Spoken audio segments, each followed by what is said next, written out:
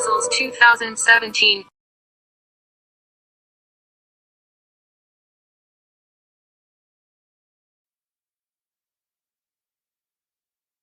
My name is Chris Kerlinski. I'm a hacker from Canada, and I'm here today to talk about how to break the code read protection on the NXP LPC family of ARM microcontrollers. So the LPC family of microcontrollers, they're a low-cost 32-bit ARM microcontroller. There's a variety of parts in the family.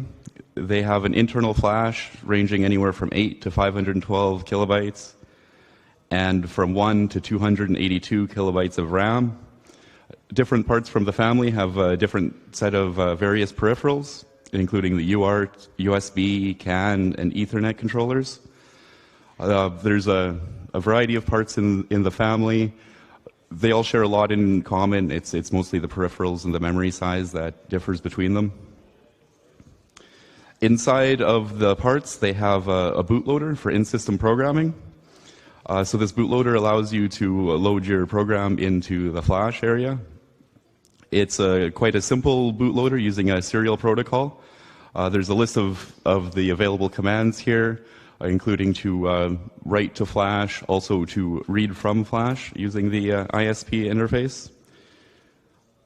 There's existing software that you can use to use the ISP interface. There's a software from NXP that runs in Windows. There's a nice open source program called LPC-21 ISP, and there's some others too. You could write your own quite easily. They have all the documentation for this protocol in the data sheets. Inside the bootloader, they have support for CRP, or code read protection. They have 3 levels of the code read protection that they've defined. The CRP level 1 will disable the read command in the bootloader, but it does still allow flash writes to some areas of the chip. The CRP level 2 will disable the read command and also disable all flash writes. And then the CRP level 3 will disable all of the commands, and it will also disable access to the bootloader entirely, so you have no access to the in-system programming.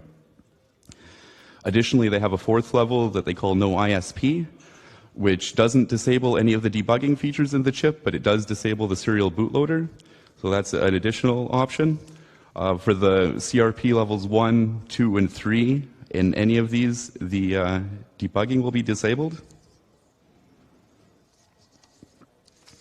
So here we have a flowchart showing the boot process inside the ROM bootloader inside of these chips. So we can see from reset, it does some initialization. It will do a check then to see if the code read protection at any level 1, 2, or 3 is set. If the code read protection is set, then it will disable the debugging. Otherwise, it will enable the debug interface on JTAG. It does some other checks, like checking if the watchdog flag was set, and if so, then it will go back into the program because it had a reset due to watchdog. Otherwise, it will continue and it will check if the code read protection level 3 or the no ISP are set, because these ones will disable access to the bootloader. If they're not set, then it will check to see if you're holding one of the GPIO pins low that triggers the access to the bootloader. If it does not go into the bootloader, it will go into the application, but before it goes into the application, it will check if it considers the flash code valid, and it does this by calculating a checksum of the first area of the vectors inside flash. If this checksum is valid, then it will jump to the reset vector inside flash. Otherwise, it will fall through again into the bootloader interface. Some of the chips have a USB bootloader in addition to the serial bootloader. Some of them don't. Some of them don't support the USB. If they do support the USB bootloader, then it will determine if you have the USB connected by checking if there's a high voltage on the V-bus pin of the chip. So if you want to disable the USB interface and access the serial bootloader instead, you have to hold the V-bus pin low. And if all these conditions are met, then eventually it will execute the serial bootloader out of ROM. So we can see that they use a 32-bit word in Flash to define if the code read protection is set. So they have 4 values which will enable some level of code protection inside of this chip. If any of those 4 possibilities of the 32-bit word are set in this location in flash, then there will be some locking set. If any other value exists in this location in flash, then the chip is going to start up in the bootloader and be totally unlocked. So out of the possible 32-bit words, there's 4 of them that will lock the chip, or 4,294,967,292 that will result in the chip being unlocked. So we can see already that this might be a rather fragile lock on the chip, that there's some good chance that we might be able to trigger it to read incorrectly. This is the memory map of one of the parts. This is for the LPC-1343 chip. The other members of the family are quite similar as far as the memory layout. Some blocks might be moved around. We can see that the flash starts at address 0, and they also list where the boot ROM is, starting at address 1FFF0000, and they have a 16K byte bootloader inside of this chip. Most of them have a very similar boot ROM. Some of the parts, like the LPC-2148, actually have a bootloader inside of a flash area at a different memory location, but in general, they're quite similar to this setup.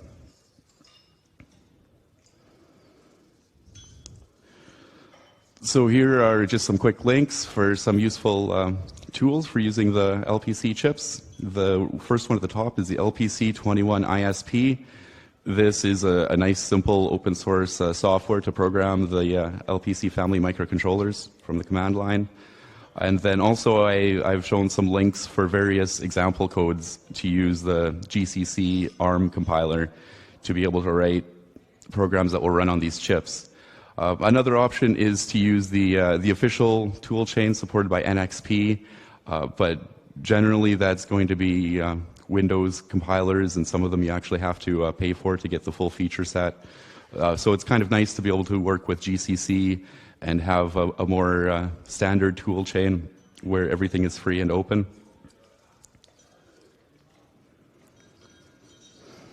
So to start out, we're going to want to see what they're actually doing inside the boot ROM. So I write a very simple program that I can load inside of a blank LPC chip, and I put a function like this inside that simply sets up a pointer, and start with the pointer pointing to the beginning of boot ROM, and then read 1 byte at a time and output them out the serial port.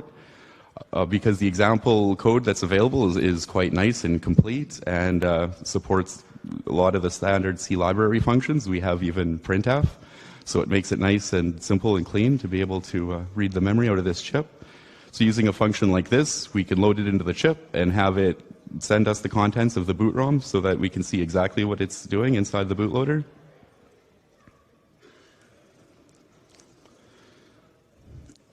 So this is the beginning of the bootloader, the first code that executes after the chip is reset. This is a disassembly of a part of the code. So we can see that the very first thing that it does is it's going to check if the CRP level 1, 2, or 3 is set.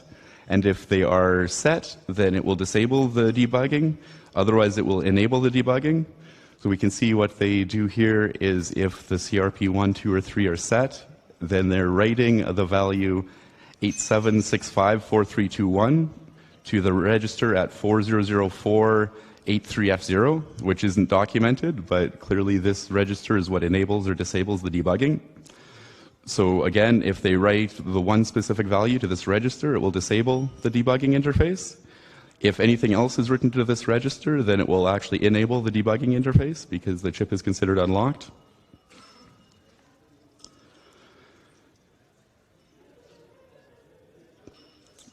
So in the first part here, they're setting up whether the debugging is enabled or not. And now we can continue on to the next piece. I've cut out just segments of the boot ROM to cut out the irrelevant parts so that we're not looking at too much disassembly here. So what they will do next is they will look at the value in flash that defines if the code read protection is set. And they're reading this value out of flash, and they're storing it in a variable inside of RAM. In this disassembly, I've labeled this variable CRP value in RAM. And then later on in the code, we can see that they start to do some comparisons to see what CRP level is set. In the middle segment of the disassembly here, they're checking if the CRP level 3 is set or if the no ISP value is set. And if either of those are set, then it's going to jump into the application. Otherwise, it's going to check to see if we're holding a GPIO pin low to trigger the bootloader.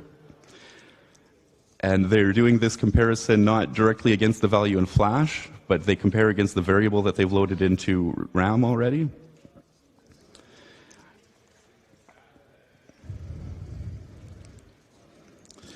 In this screen here, this is a function that I call select bootloader. The boot code is going to end up in this routine if we don't have the no ISP or the CRP3 enabled, and if the bootloader has been triggered. So at this point, it's going to check to see if it should go into the USB bootloader or the serial bootloader. And again, we can see that they do the same thing where they're reading the value from flash for the CRP, and they're storing it in, again, the same variable in RAM. So at this point, they have the CRP value, if it's set, stored in their variable in RAM, and they're ready to enter the serial ISP software. So in the serial ISP routine, this is the very beginning of it, we can see that they set up some registers, and they're setting registers R6 and R7 here to be initialized with the values that would enable CRP level 2 or CRP level 3. And then they're continuing directly into their command loop, where you can send the ISP commands via the serial interface. This is deeper into the ISP routine. This is after you've sent it a command, and it is going to check the command to see if it's on the list of commands that would be disabled if code read protection is set. So we can see that right from the very top, I've started where if it's a command such as a read or a write to flash, then it will set register R2 to 1, which indicates later in the program that this is a command that would be disabled by CRP. And then they're going to continue, and they're going to check to see which CRP value is actually set.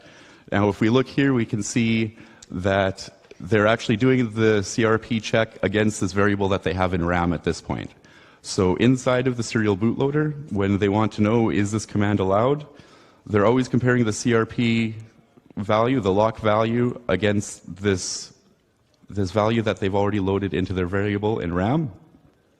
So at this point, they're not even looking into the flash anymore to see if it's locked.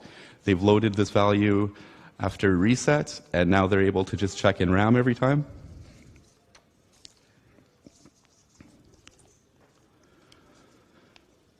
So to continue from here, I am ready to start testing on the chips. So I took a variety of chips from the family, and I mounted them on different breadboards. So this is one of the smaller members of the LPC family. This is an LPC-812 on a breakout board. This is another smaller member of the family. This is the LPC-1114. This is the LPC-1751, and you can see I've only populated some pins on the breakout board. This is because really I only need to power the chip to enter the bootloader mode and to have the serial access. I'm not interested in so many of the other peripherals, so I try to keep it simple. This is an LPC-2101, another member of the family. And this is an LPC-2148 on a nicer breakout board that I found with a ZIF socket. That's a lot more convenient to work with if you're going to be changing between a lot of different chips. And then another option is also to use a pre-made development board. This is an Olimex board for the LPC-1343 chip. This one has been modified a little bit. I've removed two of the capacitors C1 and C4. These are the filter capacitors on the VDD pins because I'm planning to glitch this chip, and that's going to involve quickly dropping out the power supply, so I don't want those filter capacitors. They're going to be trouble for me. Also, I've cut 2 traces on the board, which are for the VDD and VDD I/O signals. This development board is set up nicely that they give you a spot specifically to cut if you want to disable the power supply from the board. So I've installed jumpers on those locations so I can connect with my own power connection. And then also I've added this green wire, and this green wire is just connected between the ground pin on the debug port and the VBus signal going into the chip, because normally this development board is designed so that you'll be using the USB bootloader. So in order to disable the USB bootloader, I've added this green wire, which is simply holding VBus pin low. So we'll enter the serial bootloader instead. So this is my basic setup that I use for glitching chips. At the top, I have an oscilloscope that I use so that I can actually see a little bit of what's going on. Below that, I have a power supply, a dual output adjustable power supply, so I can set 2 voltage levels independently. In front of that, I have a little mess of wires and development boards with an Atmel X Mega board that I use for controlling my glitch and for doing the serial connection to the chip. I have one of the LPC boards on a breakout board. I have another small breadboard with the actual glitcher circuit that I'll get into it more in depth in a few more slides. And then I have the oscilloscope probes connecting. In the background, I have the computer that it's connected to. On my computer, I'm just running Minicom. I have just a direct serial interface to the X Mega board that I'm going to be using, and I run a little terminal program within the X Mega, and this is my interface for the glitcher.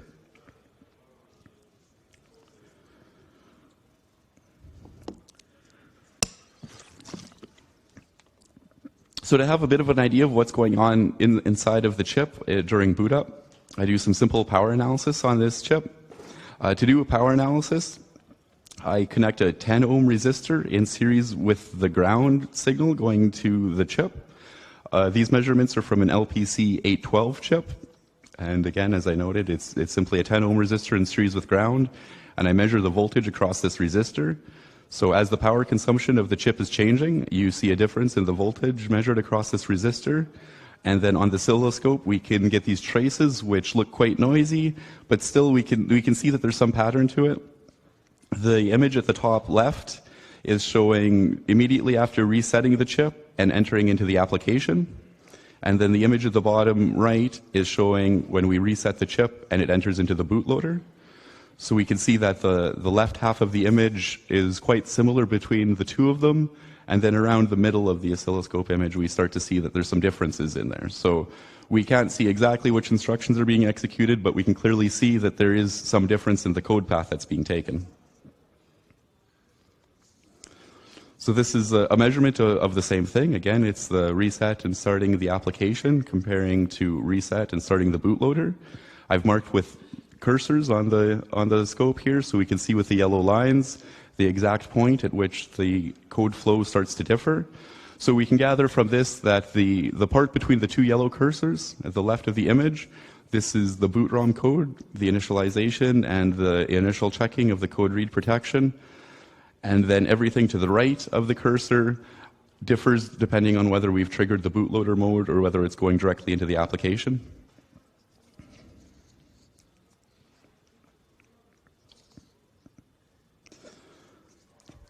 So this is a video showing the live image from the oscilloscope. Right now it's starting into the bootloader mode, or it was in the boot application mode. This is going into the bootloader mode. Now it's switching back to the application mode. So even though it's noisy and it jumps around, you can see some different patterns as it switches between the bootloader and application mode. So even with these dirty signals, we're not going to get all of the detail that we might really want, but it's definitely enough to be able to see if the code flow is taking the path that we expect or if it's going in some different direction.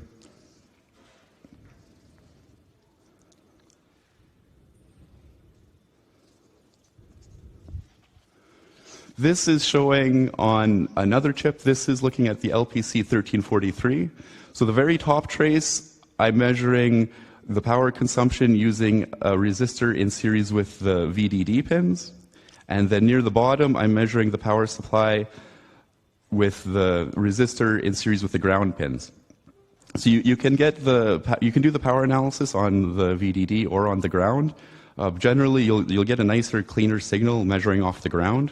I mean, we can see some differences in this image, on either trace, whether we're looking at the VDD or the ground. But clearly, the bottom tracer with the ground is much easier to actually see some differences in what's going on as we trigger between the bootloader and the application mode.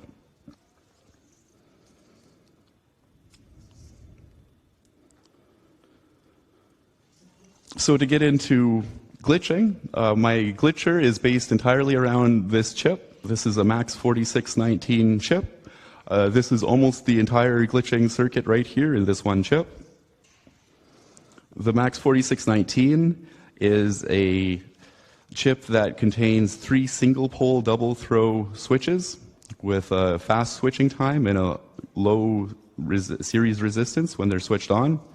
So what this means is that we're able to switch between 2 inputs, and that will adjust the output level. And we have switching times that are as low as 10 to 15 nanoseconds. So this means that we can very quickly switch between 2 voltage sources, and this is how we'll actually produce the glitch output.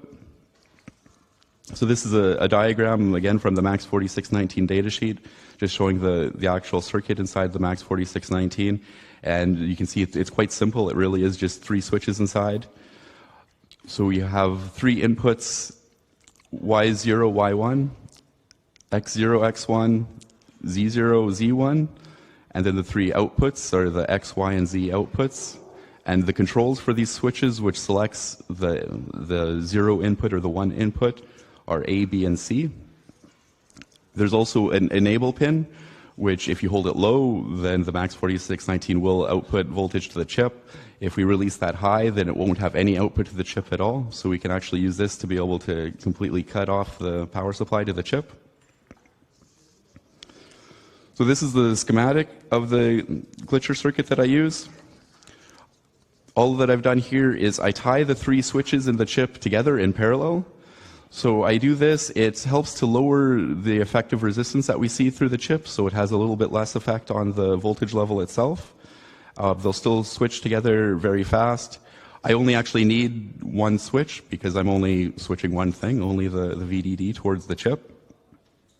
So I've tied the Y1, Z1, X1 signals together, and I've tied the Y0, Z0, X0 signals together. The same with the control signals A, B, C.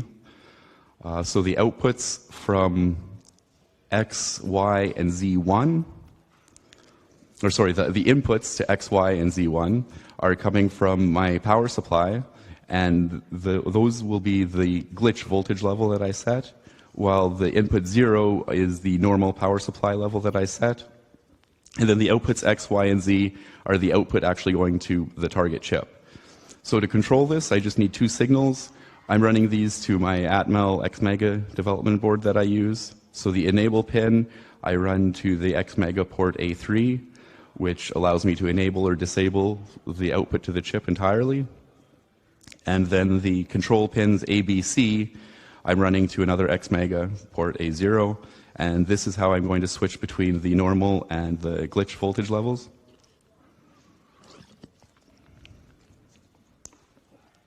So this is the actual circuit with the MAX 4619. This is basically the whole glitcher board, minus the XMega that I use as the microcontroller. I like the solderless breadboards. They're very convenient to work on. They allow you to change your ideas very quickly and test different things out. Any problems with high frequency noise or anything like that, really for most of the projects that I do, I don't notice too much of a problem with it. I'm able to ignore it and kind of do things the cheap and easy way. So I enjoy that I'm able to just pop a chip into the breadboard, connect these wires, and in a few minutes I've built a glitcher like this. So this is a picture of an LPC-812 chip connected to the glitcher. As you can see, I'm very careful always with my wiring, keep everything nice and neat. But really, as I said, the noise and things that you see, in most cases, it's only a minor annoyance, and everything's actually still going to work. So I like this quick and dirty method of working. This is another angle of the same glitcher setup. Again, showing off the nice clean wiring that I tend to do. So here I have everything labeled. The blue development board is an XMega A1 explain board. This has an Atmel XMega chip, which is an AVR that runs at 32 megahertz. Then below that, on the black breadboard, I have the MAX4619 glitcher circuit. You can see that I have a 10 ohm resistor that I put in series with the ground going to the LPC812. That's how I'm doing the power analysis. So I simply put that in series with ground, and I connect the oscilloscope probe to the side of the resistor that the LPC chip is connected to, and that's going to be my power analysis signal. And then at the top right, you can see that there's the LPC812 that I've mounted on a breadboard for testing. For the power supply to control the VDD levels to this chip, I use a benchtop power supply. So it has two outputs. The first output, I can set the normal VDD level that the chip will run at, and then I'm going to use the second output, and that's how I'm going to adjust the level of the voltage drop while I actually perform a glitch on the chip. There's lots of different options actually for supplying power to the chip, or you could build a circuit and be able to have it digitally controllable. Personally, I like the hands-on method of having a benchtop power supply like this. Again, it lets me quickly connect different things and test different ideas if I want. And I find it a very nice way to work, to actually be able to adjust the knobs and see the difference in the output. And it's nice and quick and easy just to connect everything together. So this shows the development board together with the breadboard with the glitcher circuit. So this is essentially the whole glitcher circuit minus the target board with the LPC chip and without the power supply. So at the very top, we can see where the inputs from the adjustable power supply will come from. So the white wire is going to be ground from the power supply. The red wire is the normal voltage level, and the green wire is the second voltage level that we'll use for the glitch. Then we have the VDD and ground output towards the target chip. And then other than this, we'll also have the serial port, the UART, connected between the LPC chip and the explained development board. But as far as the glitching circuit goes, this is the entire system right here.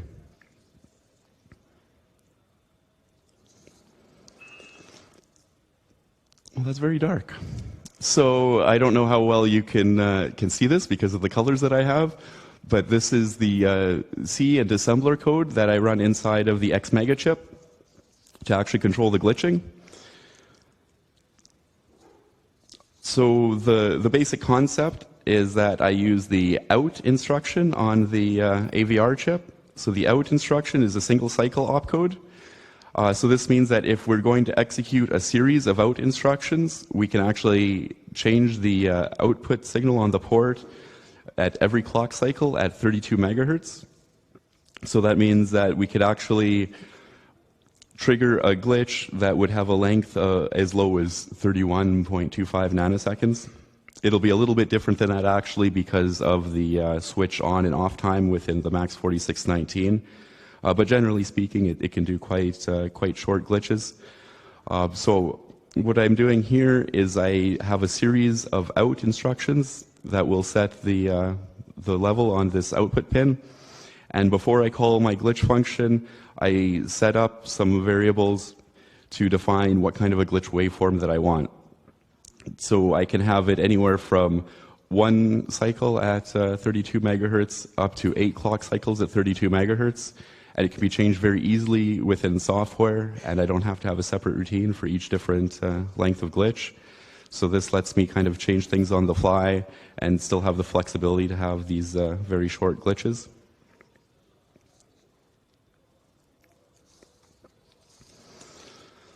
So to start trying to glitch the chip, the easiest way is if I'm able to execute a glitch against code that I know exactly what the code is doing. And since these are common microcontrollers, I could buy a blank chip and I can load my own code inside. So using the GCC ARM tool chain, I write some simple C code. So what I have here is a while loop that will continue executing forever. And I have two variables that I'll use inside of this loop, A and B. And so I'll initialize B to a value that I have set as number of glitch loops, which in the case of this test I actually have set to 16. I will toggle some GPIO pins. This allows me to have nice synchronization between the LPC chip and the AVR chip that will do glitching, so that I have my timing nice and precise. And then I have in the middle a for loop. So this for loop is going to increment the A variable from 0 until it reaches the total number of glitch loops we want to do. And during this loop, it's going to decrement the B register. So what this does is normally at the end of the loop, we should know that the A variable is going to end up being 16, because that's how I have the num glitch loops defined. And the B variable should always be 0. At the end of this while loop, then I am checking to see, are the A and the B values actually what I expect? If the code is operating normally, then the first condition will be true, A equals number of glitch loops and B equals 0. In this case, I'm printing out the serial port, just a dot. This indicates that there was no glitch, that the code operated normally. But if this check of the A and the B variables fails, that they have a different value, then I'm going to print out the serial port what those values were, and that indicates that some kind of a glitch actually occurred, that the code did not execute normally like it would.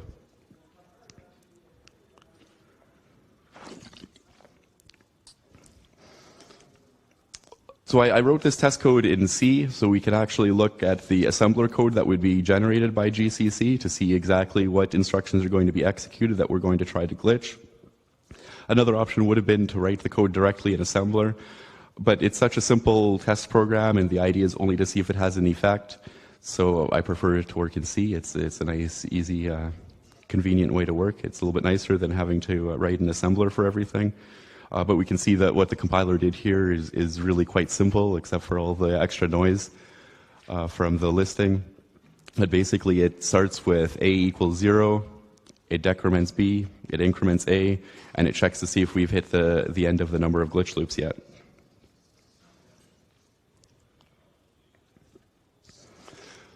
So this video is showing what I see through Minicom when I'm running the test code. So all these dots mean that no glitch has happened. So I'm waiting for this for loop to start, and then I'll do a quick glitch. And as this is running, I'm adjusting the voltage level on the power supply. So we can see when I start to lower the voltage on the power supply, we start to see some strange responses come out of the chip. So all of these lines showing what A and B are indicating that a glitch occurred. The X's that come up, that indicates that the chip reset, and we can see a bunch of X's come up there at once as I've dropped the voltage level even lower. So because I start to see a lot of resets with the voltage level so low, at that point I increase the voltage level a little bit, and what I'm doing here is trying to find kind of the sweet spot where the chip runs and it still has the most strange effects coming when I glitch inside this for loop. So we can see that normally the value in A should be hex 10 and the value in B should be 0, but we got all kinds of different values depending on exactly which instruction that we glitched within the loop. We have lots of results that are like A is 5003009. This will be because A is actually pointing to the location within RAM where that variable was stored. So because it wasn't just a loop where it was incrementing registers, it would actually have variables in RAM. So we ended up with a pointer instead of the actual value there because of where the glitch broke the loop. But we have a variety of different effects. But the main point here is just that we're having some effect on the chip. The code isn't operating normally. All that I'm doing at this point is dropping the VDD supply to the chip very briefly during that loop. So by doing this kind of a test, this lets me have a nice area to target where I can kind of tune things in and find what length of a glitch and what voltage levels will actually most likely have a good effect on the chip.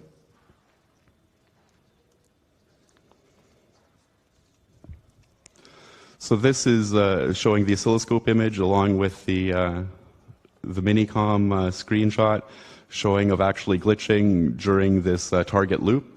So the top channel is our power analysis channel. The middle channel there is showing a GPIO pin it's pulling the GPIO low while it's within our for loop that we're targeting.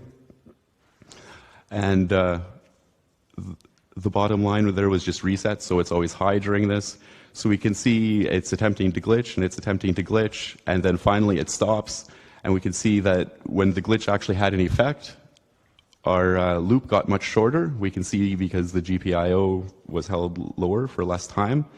And on the bottom window there, we can see that we ended up with the value in A being 50030008. So again, it was set to the pointer value, not the actual value of the variable. And we can see that the B variable ended up with hex E. So B would have started out with hex 10, and it got decremented twice to F and then to E. And then at that point, we broke out of the loop. So the loop is shorter, and the B variable matches the length of the loop because it didn't count down all the way. So this is showing several screenshots of glitching and seeing different effects out of the chip. So at the top left, we have a screenshot of when we did the glitch, but it didn't actually have any effect. So the ending result in variable A was hex 10 and B was 0. Below that, we can see that the glitch had an effect. A ended up with the normal value, but B ended up with the value FF, FF, FF, F1. So what has actually happened here is we can see that the loop was extended a little bit, and so the B variable actually got decremented more times than normal, so it ended up with the wrong value. At the top right, we can see again that the loop broke early. We have A being set to a pointer value, and then we have B set to hex E instead of being decremented all the way down to 0. And at the bottom right, we have another result that comes up, and again, it's similar to the one at the bottom left, but in this case, B was decremented down to FF, FF, FF, F2 instead. So now if we adjust the glitch to hit at a different part of the loop, I've changed the timing, so I'm waiting a few more clock cycles before I glitch. Here it has an effect again, so we can see that the loop was shortened because of the glitch. We broke out of this for loop, and we can see again that the variable A is set to this pointer value it tends to get left at, and the variable B is now set to hex A. So the variable D got decremented a few more times because we waited further through the for loop to glitch. And here we have screenshots showing the different results that we have when we glitch at this timing location versus the first one. So we've waited through a couple more rounds of the for loop. Now, something else that we can notice in these images, if you look especially at the top left image, you can see when the for loop executes, and we can see a little pattern there, and that pattern we see repeating exactly 16 times. So from the power analysis, we don't necessarily know what instructions execute, but it really is very clear that there's a for loop that's executing exactly 16 times.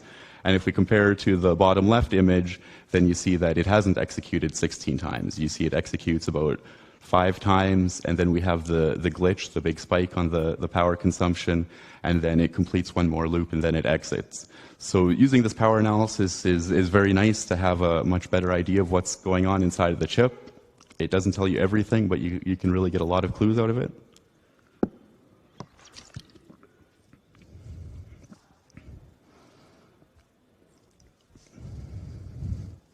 So now this is showing a video of from reset. We can see the channel 4 there. The bottom one in the oscilloscope is the reset signal. So from the rising edge of reset is where we're starting to trigger. And then the top trace, again, is the power analysis. And as it begins here, it's entering into the application mode. And we're not able to enter the bootloader mode because we have the no ISP set. But by glitching near the location where previously we saw the difference between entering bootloader or entering application, we can actually glitch at this spot, and we're able to see very clearly on the power analysis that instead of going into the application like it is now, when the glitch finally hits and lands, the following trace on the power analysis is showing that we're going into the bootloader instead. And we can verify this by sending a command to the chip, and it does actually respond to the bootloader. So after we've done this, In my very simple Xmega code, what I've done is instead of implementing the entire ISP code myself, I simply do a serial port pass-through. So I run this process, I glitch, I'm able to enter the bootloader even though it's been disabled. And then after this step, I can drop back to the command line and I can use one of the commonly available tools. This is now able to read the flash out of an LPC-1343 chip. So it reads it through the normal ISP interface because as far as it's concerned, this is an unlocked chip. We can see the flash contents and it really is just that simple. We've been able to identify the locations in the boot ROM startup where it's checking the code read protection values, where it's checking if it's allowed to access the bootloader. We perform a glitch at that location. It's able to corrupt the code flow, but the chip still operates other than a few corrupted instructions. So we've entered the bootloader. Once we've entered the bootloader, then we can drop back to any of the LPC programming tools, and it's able to just read the chip normally as if it was an entirely unlocked chip. So I've uploaded my test code for the glitcher to GitHub. It's not exactly production-ready code, but it's what I used. It does mostly work. It's not well documented, but I guess that's kind of normal. So this is code for the Explain development board, the AVR chip, and this has my serial interface code and also all the timing code for the glitches to control the max 4619 and perform our glitching. Yeah, so if you're interested, you can take a look there. Hopefully as time goes on, I might actually clean it up a little bit and document it a bit better so it'll be a little bit more usable. It's very much a prototype at this point still, but as you can see, it does work for actually glitching the chip. Something interesting that I saw while I was working on this is that there's an application note from NXP, application note 10866. This is for a secondary USB bootloader. They do have some chips that have the USB peripheral, but they didn't include the USB bootloader in their boot ROM. So they've provided this application note explaining how you can make your own USB bootloader. And it also supports the familiar code read protection levels. What's interesting about this one, though, is that they only allow readout through this version of the bootloader if the code read protection word is actually set to one specific value that they've defined as no CRP. So we can see here that they've actually made their application note, their suggestion for the user bootloader is implemented in a more secure way than their actual ROM bootloader. There's about 4.2 billion fewer possibilities to corrupt the CRP value and actually allow the readout in this case. So clearly somebody is aware that there's some issues with the code read protection, but there's not so much that they can do inside the ROM bootloader.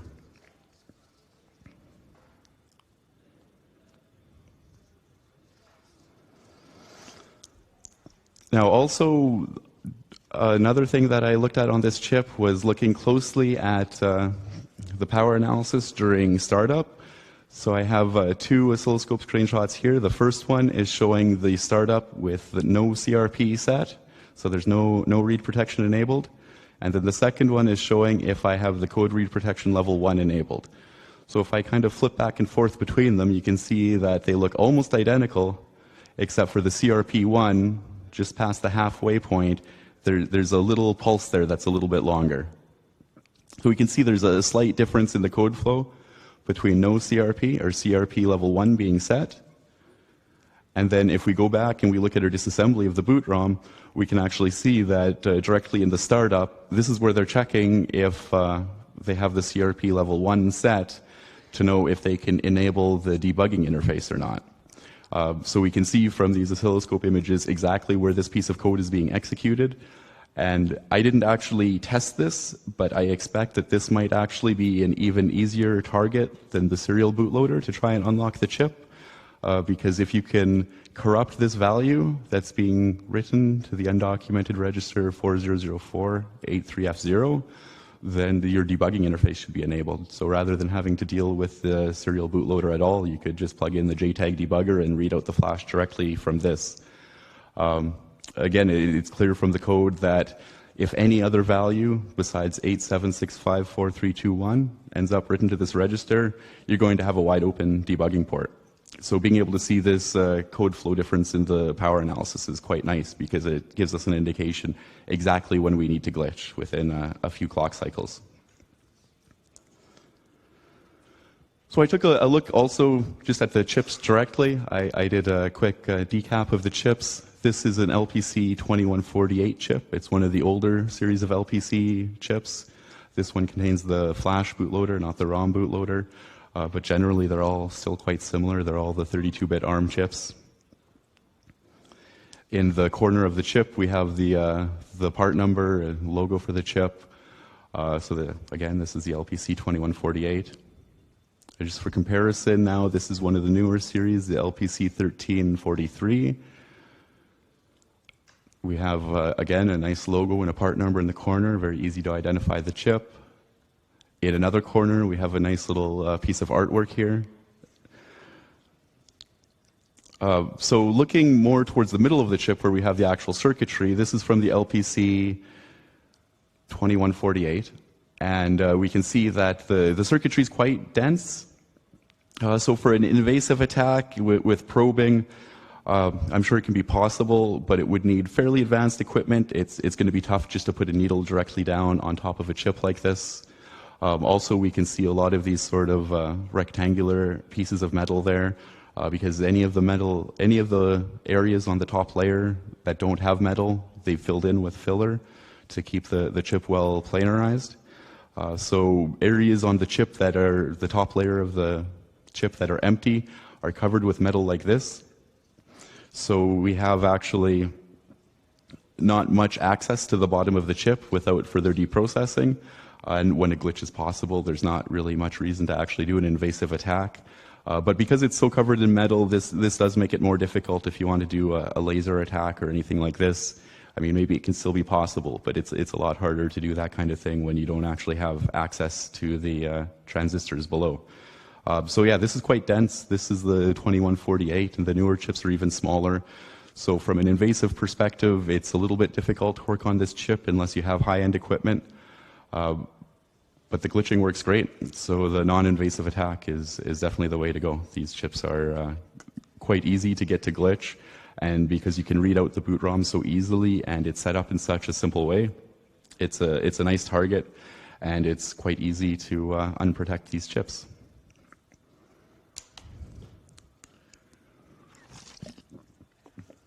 Yeah, so that's about all that I have. I hope that I've been able to show how easy it is to build a simple glitcher, to set it up.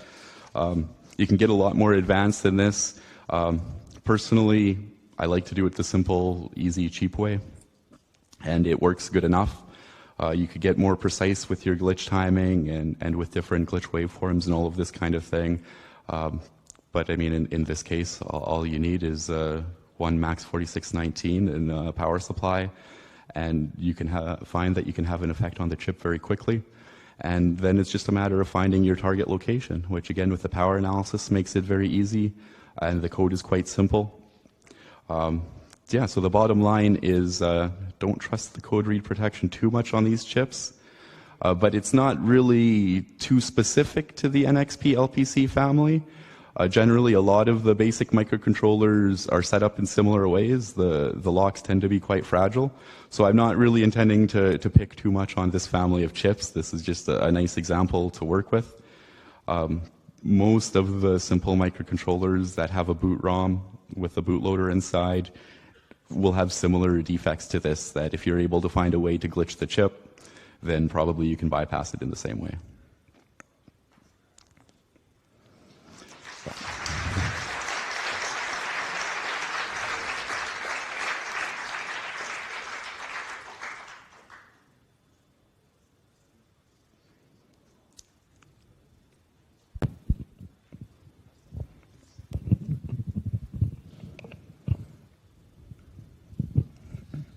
Hi, I would like to ask, do you provide the clock from the glitcher circuits to the MCU as well, or is it running from an internal RC oscillator? Yes, that's something that I glossed over for sure. These chips are generally running from the internal RC oscillator. Some of the family do need an external clock. The LPC-2148, for example, runs off an external clock. In general, the whole family does support the external clock, but during the boot ROM, it's running off of the internal clock. So for my testing, I didn't even supply a clock signal to it because it had no effect at the time of the program that I was looking at. The LPC-2148, when I worked on that one, something that I did find that was worth noting was that the development board that I was using had a 12 megahertz oscillator on it, which I was able to still glitch the chip. But when I increased the oscillator speed to 16 megahertz, the chip becomes much more easy to glitch. So if you have the ability to run from the external oscillator, then if you increase it to kind of the highest level that you can, the chips tend to get easier to glitch. But I mean, unfortunately for me, in this case, most of these chips were running from the internal RC oscillator. I have one additional question. Have you tried using the chip whisperer? I haven't used the chip whisperer. I've heard that it's a good tool, but I haven't actually had a chance to get any hands-on experience with it. Okay, thank you. Thanks.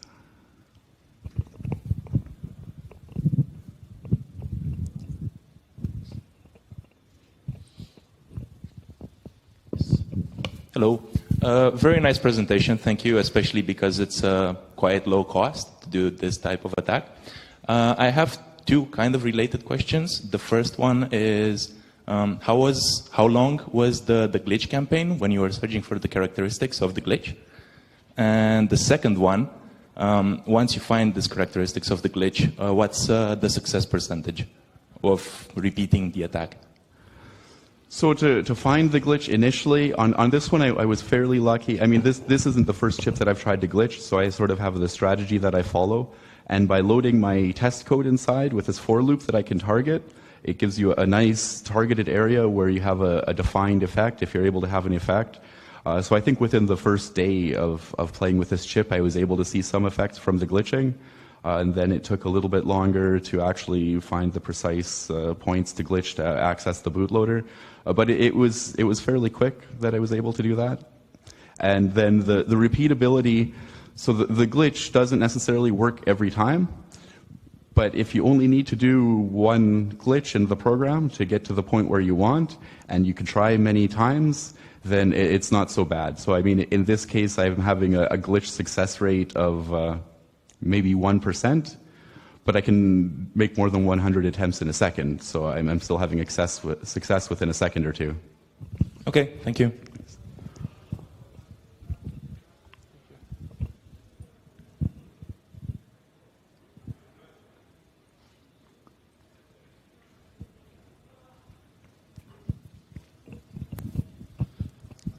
This talk focused on a glitch to break out of some kind of loop or bypass a conditional, and your previous talk at CCC and in Recon last year had you glitching to change like a branch target, so you were jumping into a payload in memory. Do you see that certain architectures or certain processor families are more susceptible to certain types of glitches, or that you can characterize like what's actually happening in there based on some criteria? On most of the chips that I've looked at, I haven't done so much characterization. Typically, I'm just looking for something that's going to corrupt an instruction, and the exact details I'm not so worried about as long as it doesn't corrupt too much. Depending on the architecture, it does make a difference. If you're using a chip with a Harvard architecture, where your data memory and your code memory aren't shared, then that can make some types of attacks more difficult. I mean, in this case, it doesn't really matter because it's such a simple target. But as you mentioned for my previous talk, I wanted to actually put a code payload in and have that executed. So if that chip had been a Harvard architecture, that would have been a lot more difficult to actually get that into an executable area. You can see different effects depending on the type of the chip. So on a RISC chip, your instructions are going to generally be all the same length. So you're going to have most likely some effect on this instruction, and then the rest of the code is going to execute normally. If you're on a CISC chip where the opcodes are different lengths, then you can have an effect where you might cause your opcode to be read as an incorrect opcode. in which case it's going to end up executing from the middle of the next instruction. And so in this case, you can have a more wildly different code flow. Thank you.